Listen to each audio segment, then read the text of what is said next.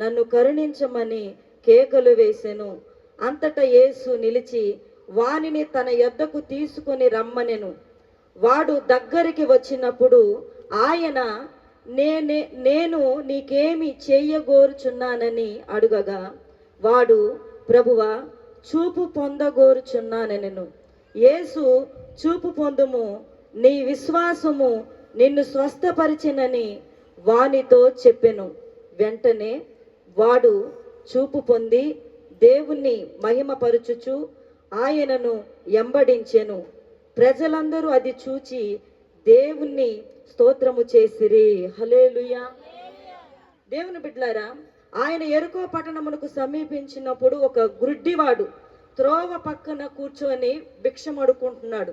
ఒక గుడ్డైన త్రోవ పక్కన కూర్చొని భిక్షం అడుక్కుంటున్నాడు.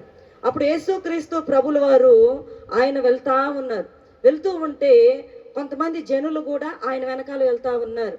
వాళ్ళు వెళ్ళిపోతున్నారు. ఈ గుడ్డివాడిని దాటి జనం వెళ్ళిపోతూ ఉండగా ఆ త్రోవ పక్కన కూర్చున్న ఆ గుడ్డివాడు భిక్షం అడుక్కుంటున్నాడు కదా, ఆ గుడ్డివాడికి చప్పుడు వినపడిందంట. ఏంటంటే చప్పుడు, జనాలు ఆయనను దాటి వెళ్ళిపోతున్నట్లుగా ఆ చప్పుడు వినిపించి ఒక ఆయన్ని పిలిచి, ఇగో ఏంటి చప్పుడు అని అడిగాడు. గుడ్డోడు కదండి, చెవుల ద్వారానే వింటాడు కదా, కళ్ళు కనబడవు కదా, ఏంటని అడిగినప్పుడు వాళ్ళు చెప్పారు, యేసు ప్రభు ఈ దారముట వెళ్తున్నారు అని చెప్పారు. హల్లెలూయా. అప్పుడు ఆ గుడ్డివాడు కేకలు వేస్తున్నాడు, యేసు, దావీదు కుమారుడా, నన్ను కరుణించు అని గుడ్డోడు కేకలు వేస్తున్నాడు. కేకలు వేస్తూ ఉన్నప్పుడు అక్కడ జనం ఉన్నారు కదా, ఆ జనం అంటున్నారు, ఊరుకుండు. ఏమంటున్నారు ఆ గుడ్డోడిని? ఊరుకుండు. ఆ గుడ్డోడు ఎందుకు కేకలు వేస్తున్నాడు అంటే, యేసు ప్రభు నా కేకలు విని నా దగ్గరకు వచ్చి నన్ను స్వస్థపరుస్తాడని ఆశతోనేగా కేకలు. ఇప్పుడు గుడ్డోడు ఎందుకు కేకలు వేయాలి? స్వస్థత పొందాలనేగా. ఆ యేసు ప్రభు నా బాధను చూసి నన్ను స్వస్థపరచాలనే ఆశతోనేగా యేసు ప్రభు వెళుతుంటే కేకలు వేస్తుంది. అప్పుడు ఈ జనం ఏమంటున్నారంటే, ఊరకుండు అని అంటున్నారు.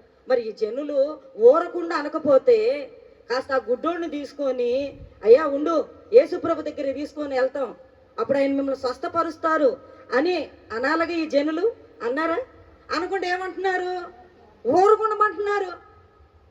సహాయము చేయపోగా, యేసు ప్రభు దగ్గరికి తీసుకెళ్ళకపోగా ఆ గుడ్డోడిని ఏం చేస్తున్నారు? ఊరకుండమని గద్దిస్తున్నారు. చూడండి దేవుని బిడ్డలారా, ఒక వ్యక్తి బాధలో పడున్నప్పుడు ఆ వ్యక్తిని యేసు ప్రభు దగ్గరికి తీసుకుని వెళ్తే ఆ వ్యక్తికి మేలు కలిగిద్ది. ఆ తీసుకెళ్ళిన వ్యక్తులు కూడా దేవుడు వాళ్ళ పట్ల సంతోషపడి ఆ బిడ్డలను ఆశీర్వదిస్తాడు. హల్లెలూయా.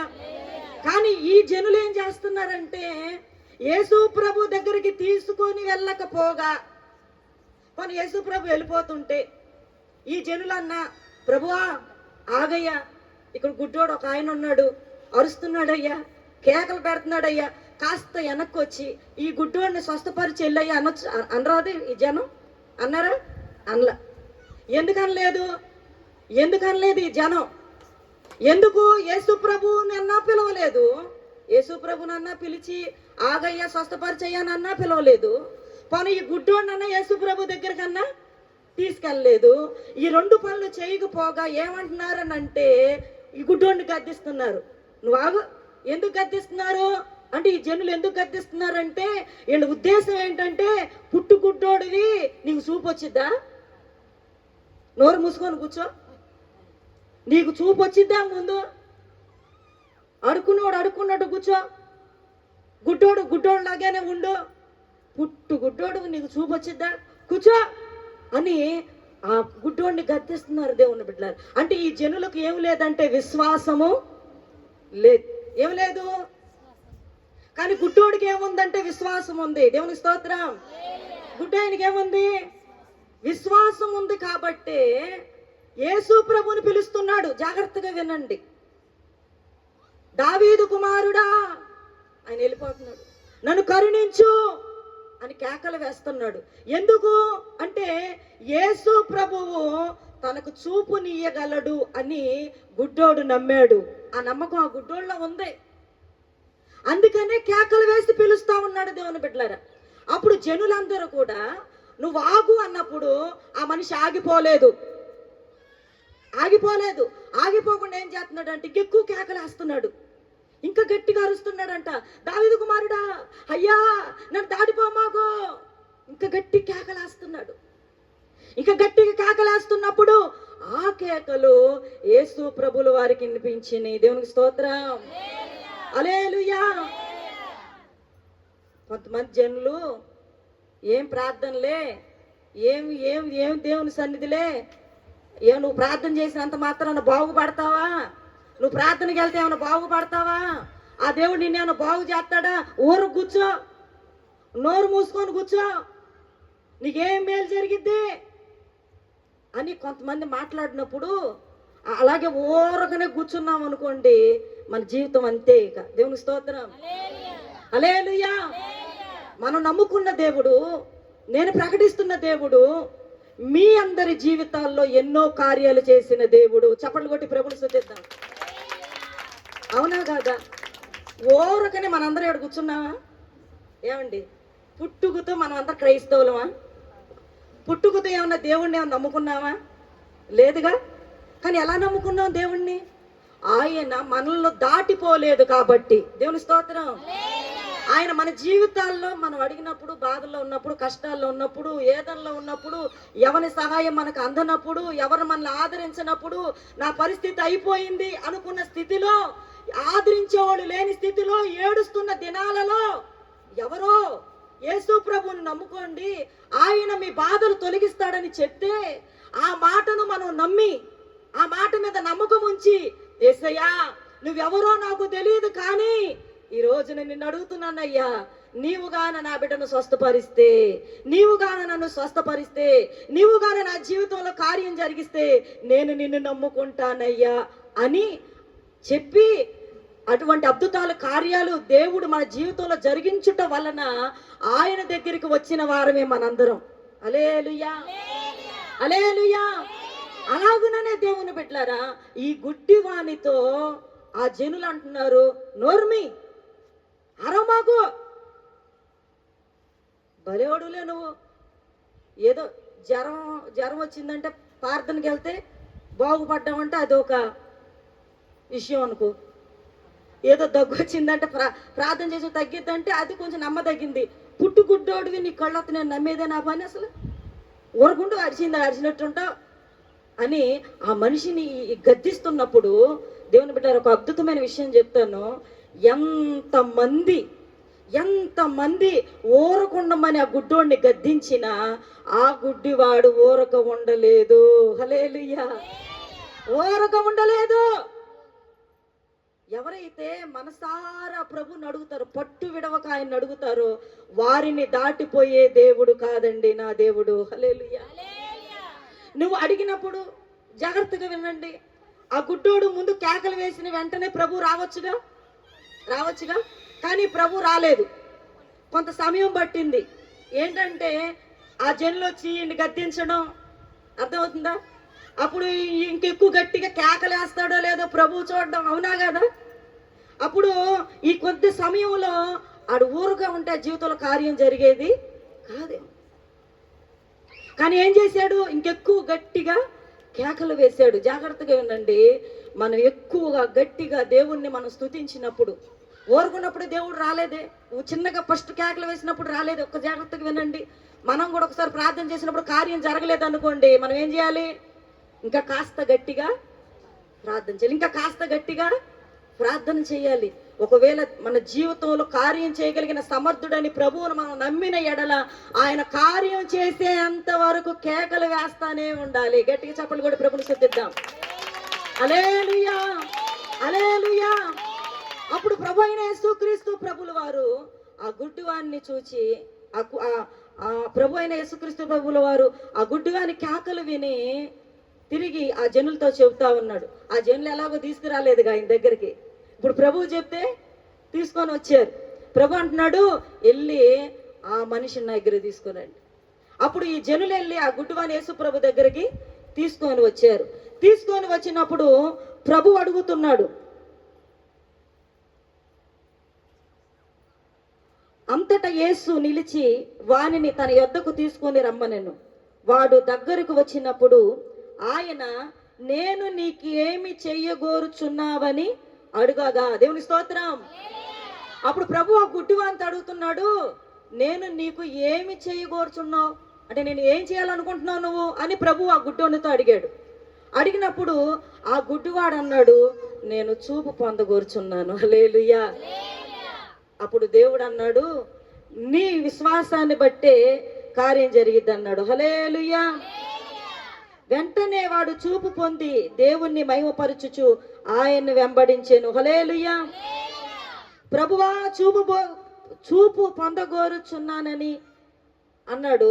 యేసు చూపు పొందుము, నీ విశ్వాసము నిన్ను స్వస్థపరిచినని వానితో చెప్పెను. గట్టి స్తోత్రం. హల్లెలూయా. ఆయనేమో చూపు పొందగోరుచున్నాను అన్నాడు, ప్రభు అన్నాడు చూపు పొందుము అన్నాడు. హల్లెలూయా. అంటే ఆయన మాటలో శక్తి ఉంది. హల్లెలూయా. యేసు ప్రభు మాటలు ఏముంది? శక్తి ఉంది. గుడ్డోడు ఏమన్నాడు? చూపు పొందగోరుతున్నానయ్యా అని అడిగాడు. ప్రభు ఏమన్నాడు? చూపు పొందుము అన్నాడు. హల్లెలూయా. అని నీ విశ్వాసమే నిన్నేం చేసింది అన్నాడు. ప్రభు స్వస్థపరిచింది. హల్లెలూయా. ఒక వ్యక్తి స్వస్థత పొందాలంటే ఆ వ్యక్తికి ఏం కావాలో తెలుసా? విశ్వాసం ఉండాలి. ఏముండాలి ఆ మనిషికి? విశ్వాసం. ఎవరిలో అయితే విశ్వాసం ఉంటుందో, ఈరోజు దేవుని సేవకురాలుగా తెలియజేస్తా ఉన్నాను, వారిని నా ప్రభు దాటిపోడు. వారిని దాటిపోయే దేవుడు కాదండి. కరుణ కలిగిన దేవుడు, కరుణామయుడు, దయ కలిగిన దేవుడు, జాలి కలిగిన దేవుడు. నువ్వు కొంచెం విశ్వాసం చూపిస్తే చాలు. ఆవగింజంత విశ్వాసం నీకుంటే చాలన్నాడు ప్రభు. ఆవగింజ ఎంత ఉంటది? చాలా చిన్న ఉంటుంది. ఆవాలు తెలుసుగా మీకు? ఆవగింజ ఎంత ఉంటది? అంత విశ్వాసం ఉంటే చాలన్నాడు దేవుడు. బలమైన కార్యాలు నీ జీవితంలో జరిగిస్తానన్నాడు దేవుని బిడ్డలారా. నా దేవునికి అసాధ్యమైనది ఏదీ లేదు. అది ఎరిగిన మనందరము కూడా, మనం విశ్వాసం కలిగిన ప్రతిసారి కూడా మన జీవితంలో ఎప్పుడు కూడా ప్రభు మనల్ని దాటిపోడు. దాటిపోయే దేవుడు కానే కాదు దేవుని బిడ్డలారా. చూడండి, ఈ గుడ్డివాడు ఎంతో విశ్వాసంతో ఉన్నాడు. మన ప్రభువైన యేసుక్రీస్తు ప్రభుల వారు ఆ వ్యక్తిని స్వస్థపరిచాడు. అంటే గుడ్డివాన్ని స్వస్థపరిచి గుడ్డివాన్ని కనులిచ్చిన దేవుడు మనం ఆరాధిస్తున్న యేసయ్య. హల్లెలూయా. గుడ్డివానికి ఏమి ఇచ్చాడు? కనులిచ్చాడు. ఎంత పెద్ద కార్యం అండి అది. గుడ్డివానికి చూపునిచ్చిన దేవుడు అండి. నీ జీవితంలో కూడా ఆశ్చర్యమైన కార్యాలు ఆయన జరిగించక మానడు. మరలా రెండవ మాటను కూడా మనం చూసుకుంటే, ఆయన ఎవరిని దాటిపోడనంటే, లూకా సువార్త 19వ అధ్యాయము 1వ వాక్యములో నుండి మన దేవుని వాక్యాన్ని చదువుకుంటే, ప్రభు ఈ కార్యము చేసిన తర్వాత, గుడ్డివానికి చూపునిచ్చిన తర్వాత ఆయన సంచరించుచు యెరికో పట్టణంలో ప్రవేశించాడు.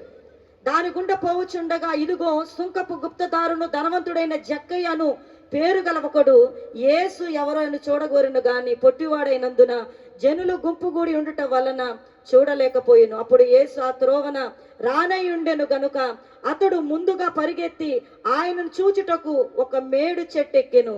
యేసు ఆ చోటుకు వచ్చినప్పుడు కనులెత్తి చూచి, జక్కయ్య త్వరగా దిగుము, నేడు నేను నీ ఇంట నుండవలసి ఉన్నదని అతనితో చెప్పగా. దేవుని స్తోత్రం. హల్లెలూయా. ఆయన గుడ్డివాన్ని దాటిపోలేదు. సుంకపు గుప్తదారుడైన ధనవంతుడైన జక్కయ్యను కూడా ఆయన దాటిపోలేదు. దేవుని స్తోత్రం.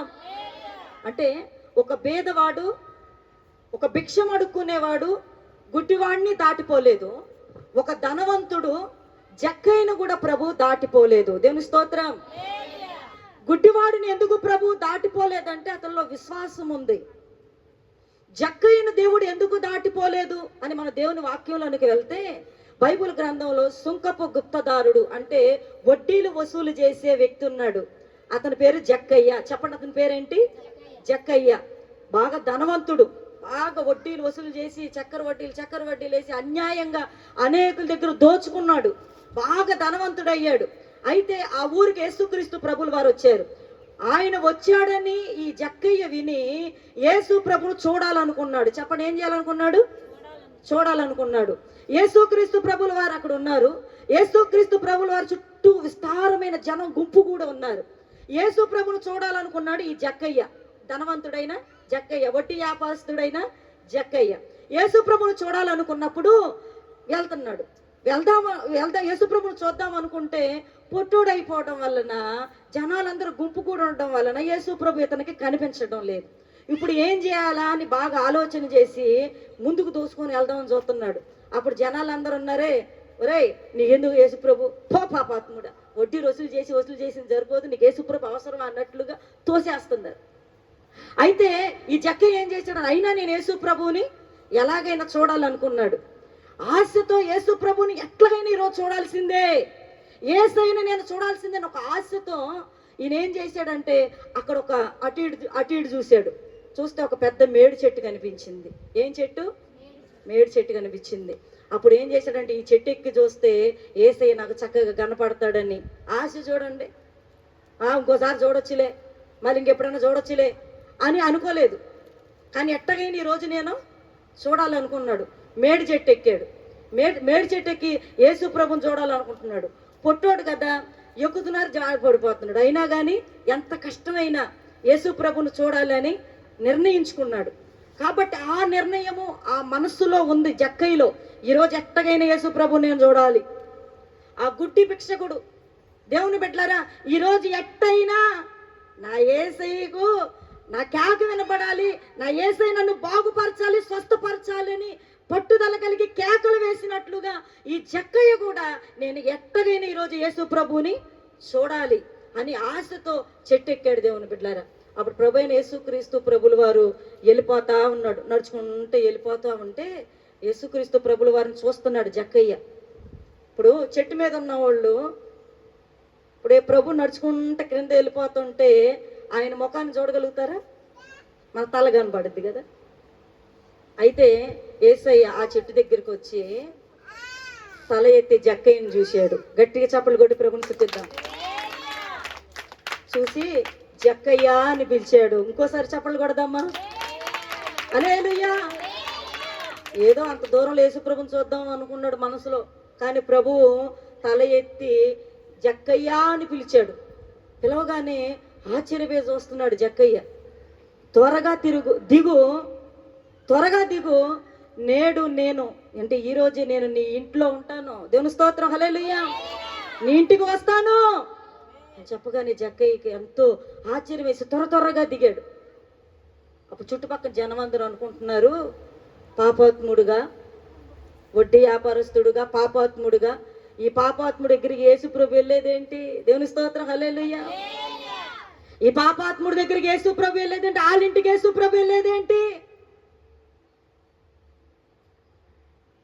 అక్కడికి వెళ్తున్నాడేంటి యేసు ప్రభు అని చుట్టుపక్కల జనం అండి అనుకుంటున్నారు. ఎందుకు యేసు ప్రభు పాపి అయిన జక్కయ్య ఇంటికి వెళ్ళాలనుకున్నాడు అని అంటే, జక్కయ్య ఎంత పాపాత్ముడు అయినప్పటికీ యేసయ్యను చూడాలని ఆశ జక్కయ్యలో ఉంది. కాబట్టి అప్పుడు యేసయ్య జక్కయ్యను రక్షించాలనుకున్నాడు. హల్లెలూయా. యవనులు అయితే యేసయ్యను చూడాలని ఆశ, యేసయ్య దగ్గరికి వెళ్ళాలనే ఆశ, మందిరానికి వెళ్ళాలనే ఆశ, దేవుని దగ్గరికి వెళ్ళాలనే ఆశ, ప్రార్థన చేసుకోవాలనే ఆశ ఎవరికైతే ఉండిద్దో వాని ఇంటికి, వాని యొద్దకు నా ప్రభు అయిన యేసు వచ్చి వారి కుటుంబాన్ని రక్షిస్తాడు. హల్లెలూయా. చుట్టుపక్కల జనం అనుకుంటున్నారు, పాపాత్ముడు కదా, పాపి కదా, దుర్మార్గుడు. చెప్పండి, ఏమనుకుంటున్నారు ఊళ్ళో వాళ్ళందరూ? ఆయనకు ఒక ముద్ర వేసారు. ఏంటంటే ఆయనకు ఒక పేరు పెట్టారు. ఊరు వాళ్ళందరికీ ఆయనకు పేరు ఉంది జక్కయ్య అని. కానీ ఊళ్ళో ఏం పేరు పెట్టారు? పాపాత్ముడు అని పేరు పెట్టారు. ఏమని పెట్టారు? మీ ఊళ్ళో కూడా ఉన్నారా? ఎవరికైనా పెట్టారా పేర్లు? మీరు పెడతారు, ఊళ్ళో ఎవరో ఒకరికి పెడతారు. కాడు పాపాత్ముడు, ఈ పాపాత్మురాలి, అది ఎన్నెన్నో పేర్లు పెడతా ఉంటారు. అలవాటు అన్నమాట. అట్టకి ఊరు వాళ్ళందరూ పేరు పెట్టారు, పాపాత్ముడు అని పెట్టారంట. ఆయనకి ఏం పేరు పెట్టారు? ఎవరిని వచ్చి పలానా ఆడ పాపాత్ముడా, హల్లెలూయా. ఇక పాపాత్ముడు అని ముద్ర వేసారు ఆయన మీద. అక్కడికి వెళ్తాడంటే యేసు ప్రభు వెళ్ళాడు. యేసు ప్రభు వెళ్ళాడు, ఆ ఇంటికి వెళ్ళాడు. ఆయన వెళ్తాడు, పాపులను రక్షించడానికి వచ్చాడు ఆయన. దేవుని స్తోత్రం. ఇప్పుడు రోగికి వైద్యుడు అవసరం ఉందా? రోగికి వైద్యుడు అవసరం ఉందా? ఇప్పుడు నువ్వు రోగంగా ఉంటే హాస్పిటల్కి వెళ్తావు, అది ఆరోగ్యంగా ఉంటే వెళ్తావా? అవసరం లేదుగా, డాక్టర్ గారితో మన పని లేదుగా. మరి ఎవరికి అవసరం? డాక్టర్ గారు ఎవరికి అవసరం? రోగికి డాక్టర్ ఎవరు అవసరం? ఇప్పుడు మన ఊరికి డాక్టర్ గారు వస్తారు, చక్కగా హారన్ వేసుకుంటూ వెళ్తుంటాడు బండి. ఎవరు పిలుస్తారు ఆయన్ని? అన్ని ఆరోగ్యాలు బాగున్న వాళ్ళు పిలుస్తారు అసలు ఆయన్ని? మన అవసరం లేదు కదా. మరి ఎవరు పిలుస్తారు? అవునుగా, రోగంలో ఉన్నవాళ్ళు, బాధలో ఉన్న వాళ్ళకి యేసు ప్రభుని డాక్టర్ గారిని పిలిచేది.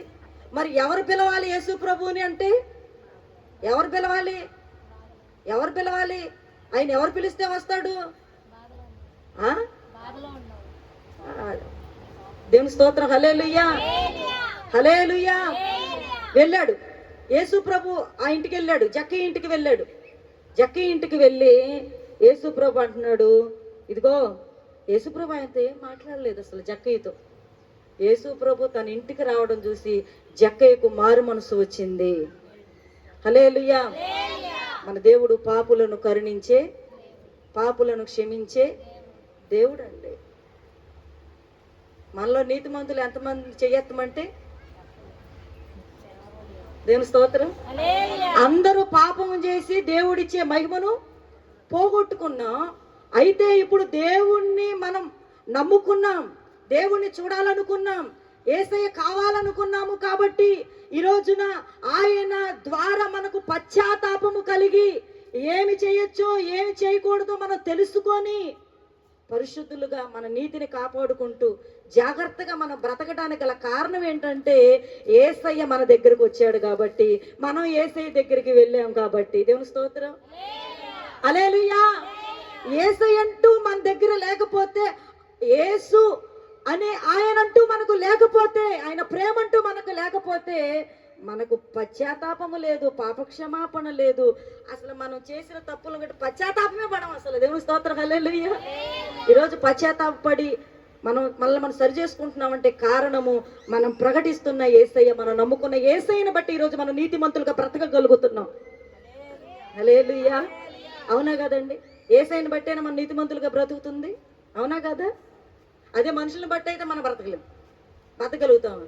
మనుషులను బట్టి అయితే మనం అసలు బ్రతకలేమండి. యేసయ్యను బట్టే, ఆయన ప్రేమను బట్టే, ఆయన కరుణను బట్టే, ఆయన త్యాగమును బట్టే ఈరోజు మనము నీతిమంతులుగా మార్చబడ్డానికి గల కారణం ఏంటంటే మన యేసయ్య కార్చిన రక్తం, ఆయన ప్రాణ త్యాగమును బట్టి, ఆయన చేసిన త్యాగమును బట్టి, ఆయన మన కొరకు ఎంతగా ఓర్చుకున్నాడు, ఎంతగా సహించాడో, ఎంతగా భరించాడో, ఎంతగా శ్రమ పొందాడో, మన కోసం, మన పాపముల కోసం ఆయన ఎంతగా త్యాగము చేశాడో, ఎంత ప్రాణ త్యాగము చేశాడో, మన కొరకు ఎంత పరితపించాడో, ఎంతగా ఓర్చుకున్నాడో, ఆ ప్రేమను తలుచుకున్న మనము పాపము జోలికి వెళ్ళలేకపోతున్నాం. దేవుని స్తోత్రం. దేని జోలికి వెళ్ళలేకపోతున్నాం? మనం వెళ్తే మన యేసయ్య బాధపడతాడు. మన పాపంలో ఉండి నరకానికి వెళ్ళిపోతే మన యేసయ్య బాధపడతాడు. ఈ లోకంలో నువ్వు పాపంలో నశించిపోతే ఎవరైనా బాధపడేవాళ్ళు ఉన్నారు అంటే అది నా యేసయ్య ఒక్కడే. హల్లెలూయా. నువ్వు నశించిపోతే బాధపడేవాళ్ళు ఎవరైనా ఉన్నారు అంటే అది నీవు నమ్ముకున్న, నేను నమ్ముకున్న, సర్వలోక ప్రజలకు దేవుడయ్యున్న నజరేయుడనే యేసయ్య ఒక్కడే. మనం నశించిపోతే బాధపడేదండి. మనం నశించిపోకూడదని మన కొరకు ప్రాణ త్యాగము చేసిన వాడు ఆయన. మనం నశించిపోకూడదని మహిమను విడిచి, తండ్రిని విడిచి, మహిమ కలిగిన రాజ్యమును విడిచి ఈ లోకానికి వచ్చాడు. దేవుని బిడ్డలారా, ధనవంతుడుగా ఉన్న దేవుడు మన కొరకు దరిద్రుడయ్యాడు. కారణం ఏంటంటే మనము నశించిపోకూడదు. హల్లెలూయా. మనం నశించిపోకూడదు. మనం నశించిపోవడం దేవునికి ఇష్టం లేదు. మనం నశించిపోతుంటే ఎవరైనా నిజముగా ఏడ్చేవాళ్ళు ఉన్నారనంటే ఆయన నజరేయుడైన యేసయ్య ఒక్కడే. నువ్వు నశించిపోతుంటే నీ కొరకు ఏడ్చేవాడు ఆయనే. దేవుని బిడ్డలారా, పాపి అయిన జక్కయ్య నశించిపోతుంటే ఆ ఊరోళ్ళందరూ కూడా బాధపడిన వాళ్ళు లేరు, కానీ ఇంకా దుమ్మెత్తి పోసేవాళ్ళు ఎక్కువైపోయి, ఇంకా అవమానించే వాళ్ళు ఎక్కువైపోతుంటే, కానీ నా యేసయ్య బాధపడుతున్నాడు, జక్కయ్యను నేను రక్షించాలి. జక్కయ్య నశించిపోకూడదు. ధనవంతుడైనా సరే, దరిద్రుడైనా సరే, ఎవరైనా సరే, ఎవరిని దాటిపోడు నా దేవుడు. ధనవంతుడిని దాటిపోడు, దరిద్రుడిని కూడా దాటిపోడు, ఇక్కడున్న మన ఎవరిని కూడా దాటిపోడు. చిన్న చిన్న పొరపాట్లు అనేది మనం చేస్తూ ఉంటామా? ఆ సమయంలో ఆయన బాధపడుతూ ఉంటాడా? ఎట్టగైనా మనల్ని విడిపించాలని ప్రయత్నం చేస్తాడు. నమ్మిన వాళ్ళు దేవుని స్తోత్రం చెల్లించాలి. నిజం చెబుతున్నాను ఈరోజు నేను, మనల్ని ఎలాగైనా రక్షించాలని ప్రయత్నం చేస్తున్నాడు పరిశుద్ధ ఆత్మదేవుడు. మనల్ని కాపాడాలని, తన రాజ్యంలో చేర్చుకోవాలని ఆయన పడినంత ప్రయాస దేవుని బిడ్డలారా ఈ లోకంలో ఎవరు కూడా పడడం లేదు. పరిశుద్ధాత్మదేవుడు అంత ప్రయాస పడతా ఉన్నాడు. హల్లెలూయా. మరి యేసు ప్రభువు వారు ఆ యొక్క ధనవంతుడైన జక్కయ్య ఇంటికి వెళ్ళినప్పుడు ఆ జక్కయ్యకు యేసు ప్రభువును చూడగానే మారు మనసు కలిగి ఏమన్నాడో తెలుసా? అయ్యా, ఇప్పటి వరకు నేను ఎవరి దగ్గర అయితే అన్యాయంగా వడ్డీలు తీసుకొని బాధ పెట్టాను, వాళ్ళందరికీ 4 వంతులుగా తిరిగి ఇచ్చేస్తానయ్యా. హల్లెలూయా. ఏమంటున్నాడు అంటే తను చేసిన తప్పులను ఏం చేస్తున్నాడు? ఒప్పుకుంటున్నాడు. అంటే దానికి ఏమనాలంటే దాన్ని సరి చేసుకుంటున్నాడు. తను చేసిన తప్పులన్నీ కూడా